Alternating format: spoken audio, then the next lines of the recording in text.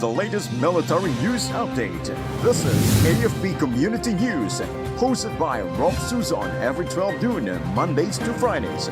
Only here on DWDD Armed Forces Radio. One AFP for a stronger Philippines.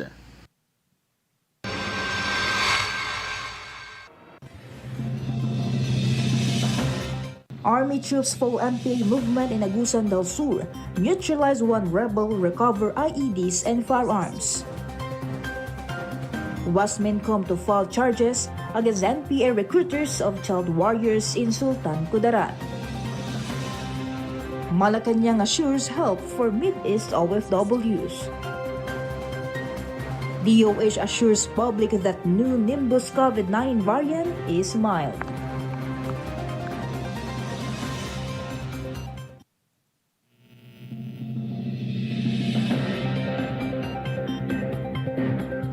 Hello to everyone, especially to our troops at Camp Emilio Ginaldo in Quezon City.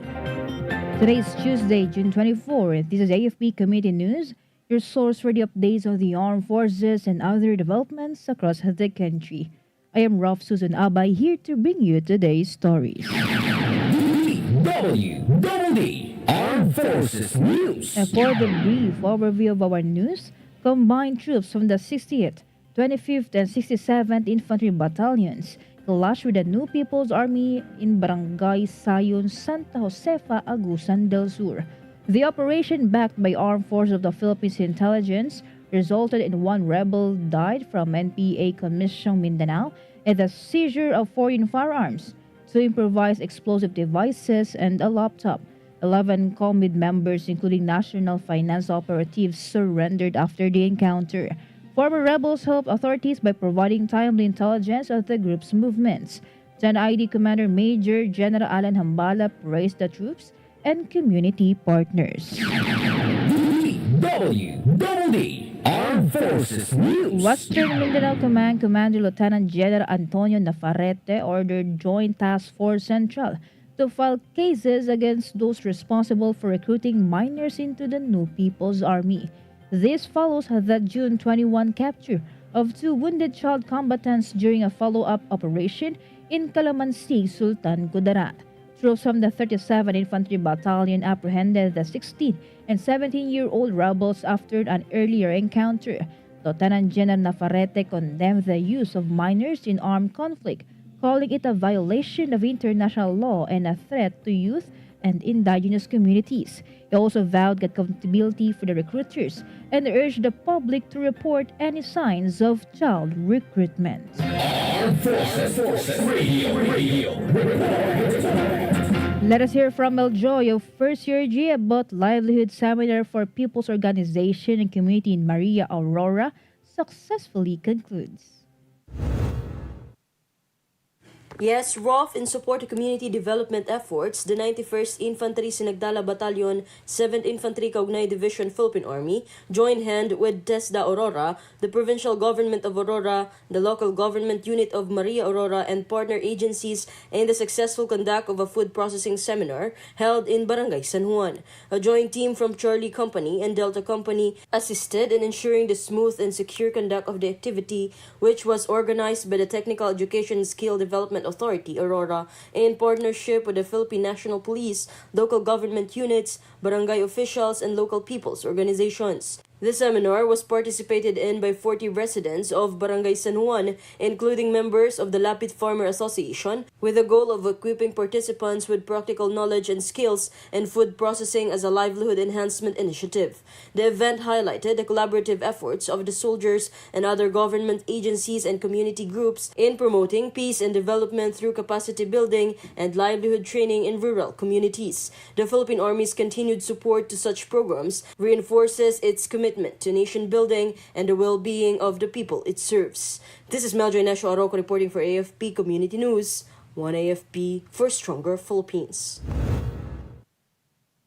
Thank you, Meljoy of First Year G. DWDD Armed Forces News. The 802nd Infantry Brigade, led by Brigadier General Noel Vestuir, has issued a July 15 ultimatum to remaining New People's Army members in Leyte and parts of Samar urging them to surrender or face intensified military operations. He emphasized the government's readiness to support the surrendering rebels through group-based financial assistance, encouraging NPA fighters to return to civilian life and reunite with their families. The ultimatum is part of the Free Families program, which leverages family ties to counter NPA influence. Currently, only 34 active NPA members remain under the brigade's watch. DWDD Armed Forces News. The 6th Infantry Division honored a fallen soldier of the 37 Infantry Battalion who died during a clash with communist insurgents in Calamansig, Sultan Kudarat. Major General Donald Gumiran led the tribute, awarding Corporal Junior Baay the Military Merit Medal and a posthumous promotion in a ceremony attended by fellow soldiers, commanders, and the hero's family. The encounter resulted in the 3 enemy deaths and the seizure of subversive materials. Armed Forces Radio. And now from NOLCOM, let us hear some information from Juan about Arapi inducts 700-strong AFP reservists in Batanes as official Arapi members.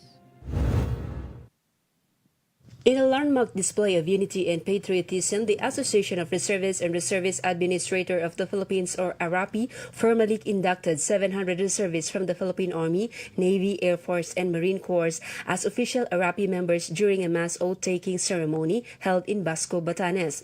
ARAPI is a national organization with a mission to recruit, organize, and mobilize reservists across the Philippines. Backed by the Armed Forces of the Philippines, ARAPI has rapidly expanded to over 5,000 active reservists in just a year's time, playing key roles in national defense, disaster response, humanitarian assistance, and civil military operations. The 700 newly inducted members, comprising government employees, educators, barangay officials, youth leaders, and professionals, will now serve under ARAPI in close coordination with the AFP Reserve Command, contributing to community defense, resilience building, and humanitarian outreach. With its fast-growing strength of over 5,000 members, ARAPI continues to solidify its role as a vital partner of the AFP, bridging civilian leadership and military preparedness. The Basco ceremony is now recognized as one of the largest mass induction of reservists in the region, setting a national benchmark for grassroots mobilization and civic military cooperation. This is John Sagak reporting for AFP Community News, one AFP for stronger Philippines. Thank you, Joan, from NOLCOM. DWDD Armed Forces News. The Marcos administration is accelerating the reintegration of former communist rebels through expanded livelihood aid and simplified amnesty procedures. Presidential Peace Advisor Carlito Galvez Jr. met with 34 ex-CPP, NPA, NDF members from southern regions offering support under the 5-point peace agenda. The government will fund livelihood projects with 500,000 pesos each for 8 rebel-formed cooperatives, while another 2 million pesos will support 4 more groups. Galvez also issued safe conduct passes to help former rebels process amnesty without fear of arrest. DWDD National News. And now for our national news, Malacanang gave assurance that the government is prepared to assist the thousands of overseas Filipino workers in the Middle East amid rising tensions in the region. Palace Press Officer Claire Castro said President Ferdinand Marcos Jr. has instructed all relevant agencies to prioritize the protection and welfare of overseas Filipinos. Castro added that their government is ready for whatever may happen. She also assured that the everything our people need will be addressed by the government. Armed Forces Radio. On the other line, let us hear more from Glenn Gultian about Philippine Air Force honors exceptional units and personnel during the celebration of its 78th founding anniversary. Yes, Ralph, the Philippine Air Force held an awarding ceremony to honor outstanding units and personnel during the celebration of its 78th founding anniversary at Colonel Jesus Villamor Air Base in Pasay City. With the theme Focus Path at 78, advancing air power by committing to mission, strengthening capabilities, and championing core values, the event was led by the Commanding General, Philippine Air Force, Lieutenant General Arthur M. Cordora. As part of the ceremony, proceeds from Goal for a Cause, one of the pre-anniversary activities, were officially turned over to the PAF Welfare Fund. In his message, Lieutenant General Cordora emphasized that the awards are not merely symbols of recognition, but profound testament to the recipient's dedication, discipline, and operational excellence. This is Glenn Gulchan reporting for AFP Community News, one AFP for a stronger Philippines. Thank you, Glenn Gulthian. DWDD National News. President Ferdinand Marcos Jr. assured overseas Filipino workers in the Middle East that the government is doing everything to ensure their safety. The statement came amid rising tensions in the region. In a video statement, PBBM said that nothing is more important than the safety of every Filipino. He added that the government continues to act and is ready to serve to protect their safety and well-being. Marcos also said the Philippines has raised alert level 3 in both Israel and Iran and has activated a voluntary repatriation program for Filipinos who wish to return home. DWDD National News. Philippine embassies in the Middle East have been placed on heightened alert as they gear up for a possible mandatory repatriation of Filipinos. The embassies in Lebanon, Qatar, Oman, and Bahrain are doing a head count of Filipinos in their areas in case they need to be repatriated. The DFA has already raised alert level 3 for voluntary repatriation in Iran and Israel. Philippine Ambassador to Jordan Wilfredo Santos said the DFA relies on the assessment and recommendation of Philippine posts in the Middle East in deciding whether to order a mandatory evacuation. Armed Forces Radio. Let us hear more updates from Bea about Japan Maritime Self-Defense Force pay tribute to unknown soldiers during visit to the Philippines. A delegation from the Japan Maritime Self-Defense Force, led by Rear Admiral Takashi Natsui, commander of Escort Flotilla 4, paid tribute at the Tomb of the Unknown Soldiers at the Libingan ng mga Bayani in Taguig City. Rear Admiral Natsui was joined by Commodore Lud L. Lincuna of the Philippine Navy, commander of the Littoral Combat Force, as they honored the memory of fallen heroes whose selfless service remains a symbol of courage and sacrifice. The solemn ceremony was part of the goodwill visit by the JMSDF vessel to the Philippines, underscoring the shared values of honor, remembrance, and enduring maritime partnerships between the Philippine Navy and the Japan Maritime Self-Defense Force. This is Beatrice reporting for AFP Community News, one AFP for a stronger Philippines. Thank you, Bea. DWDD National News. And for other national news, oil companies raised fuel prices this week as the war between Israel and Iran pushed out the costs of importing oil. But they assured the hikes would be imposed on a staggered basis. Gasoline prices would go up by 1 peso and 75 centavos per liter, diesel by 2 pesos and 60 centavos per liter, and kerosene by 2 pesos and 40 centavos per liter today. On Thursday, gasoline prices will again go up by another 1 peso and 75 centavos per liter, diesel by another 2 pesos and 60 centavos per liter, and kerosene by another 2 pesos and 60 centavos per liter. Oil companies said they staggered the price increases as a result of a Department of Energy request to cushion the impact of the big increase. DWDD National News. On the other hand, House Speaker Ferdinand Martin Romualdez said the House of Representatives would immediately act on the Department of Agriculture's proposed bill aiming to overhaul the National Food Authority. Romualdez expressed full support for this proposal because it speaks to the unity of purpose among members of the House Majority Coalition to prioritize the needs of ordinary Filipinos. He explained that when rice is expensive, the most affected is the ordinary Filipino family.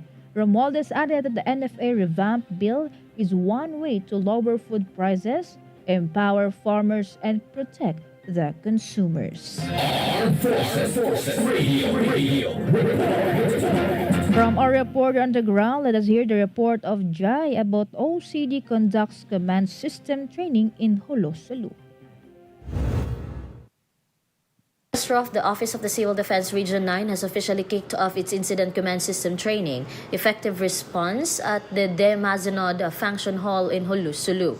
This initiative was made possible with the support of the local government of Patikul, the 1103rd Infantry Brigade, Bangsamoro Autonomous Region, and the Department of Health. Key representatives from several agencies joined the training, including the Municipal Disaster Risk Reduction and Management Office, Municipal Planning and Development Coordinator, the Rural Health Unit, and the Ministry of Social Services and Development.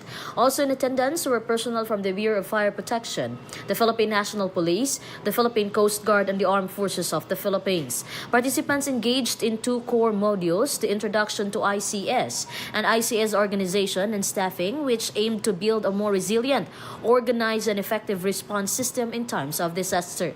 This is Jai reporting for AFP Community News, one AFP for a stronger Philippines. Thank you, Jai.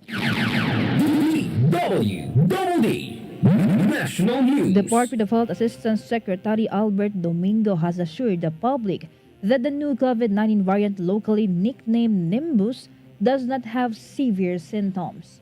Domingo said they've seen no major changes in symptoms, no severe disease, and no increase in hospital admissions. He was quick to clarify that despite its growing presence worldwide, the number of ICU beds and COVID-19 dedicated beds did not exceed 10%.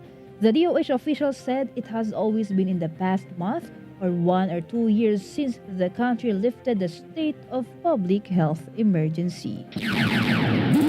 DWDD National News. President Ferdinand Marcos Jr. led an inspection of temporary learning spaces in Marawi City, Lanao del Sur.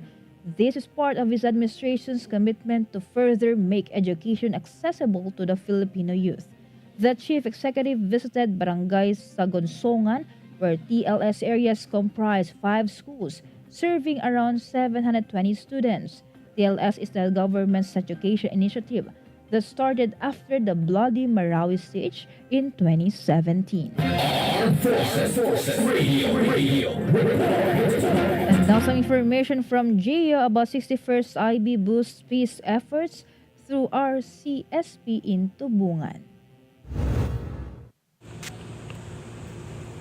The 61st Infantry Battalion is stepping up its peace-building initiatives through the Retold Community Support Program Convergence for Peace and Progress in Barangay Santo Niño, Tubungan, Iloilo.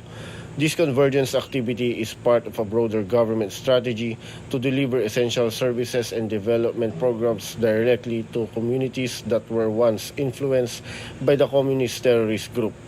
Through the RCSP, the 61st Infantry Battalion reinforced their interagency collaboration and underscored its unwavering support to sustain peace and inclusive development in CTG-cleared barangays.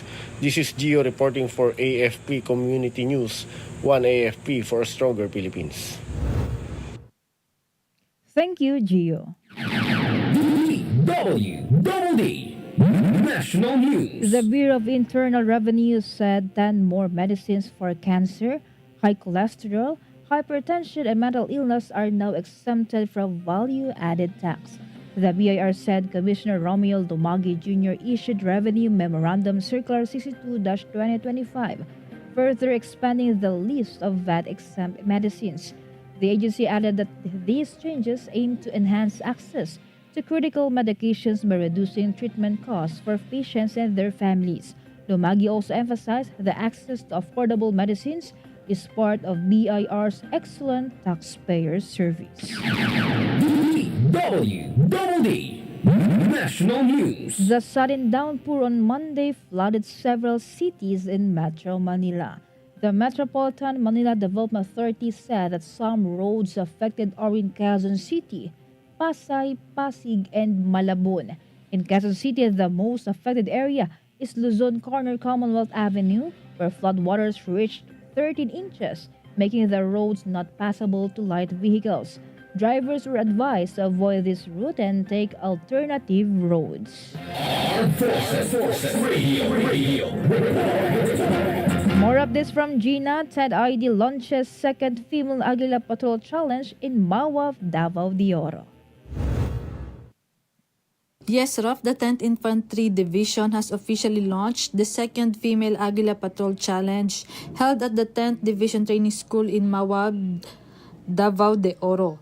12 infantry squads from the division's organic and operational control units are taking part in this 6-day intensive competition designed to test the skills and capabilities of Aguila female soldiers across a range of military disciplines. The participants will be challenged in various areas, including operations order, IED detection, call for fire procedures, tactical combat casualty care, signal communication, reconnaissance, raid tactics, close quarters battle, prisoner of war handling, and marksmanship. This is Gina reporting for AFP Community News, 1 AFP for Stronger Philippines. Thank you, Gina. DWDD National News. Defective vehicles will be impounded by the Land Transportation Office. This came amid its campaign against unregistered cars and expired licenses. LTO Chief Vigor Mendoza II said vehicles with broken windshields, exposed or hanging parts, bald tires, excessive emissions, or major visible structural damage will be impounded by August. Mendoza added that owners of impounded vehicles will be fined 10,000 pesos if they fail to register their vehicles after a roadworthiness inspection. DWDD Armed Forces News. And that concludes today's broadcast, and thank you for tuning in, especially to our audience on AFP Radio DWDD's Facebook page. Be sure to join and catch us again tomorrow for more stories and updates, same time and same station. Once again, this is Rofh Suzon-Abay for AFP Community News, 1 AFP for Stronger Philippines. Behold the latest military news update. This is AFP Community News, hosted by Rofh Suzon every 12 noon, Mondays to Fridays. Only here on DWDD Armed Forces Radio. 1 AFP for a Stronger Philippines.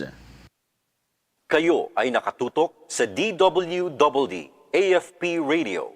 Kami po ay kasapi ng KBP, Kapisanan ng mga Broadcaster ng Pilipinas.